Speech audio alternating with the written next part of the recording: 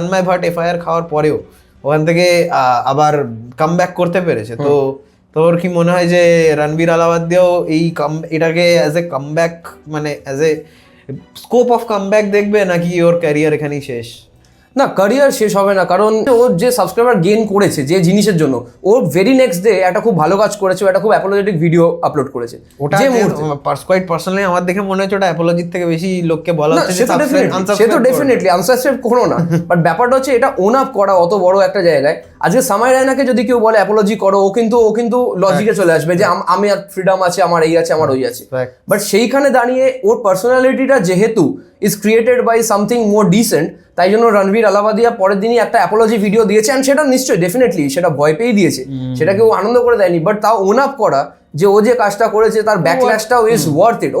ও তো গল্প শুরু করতে পারতো যে ওখানে আমি গেছি, ওখানে তো মানে it's my private space and ওখানে দেখো না তোমরা মেম্বার্স অনলি সাবস্ক্রাইব করো, এটা না বলে যে ও অ্যাপোলজিটা করেছে। আমার মনে হয় যে ওর ওই চ্যানেলই ও চলতে থাকবে, but this video will be taken down.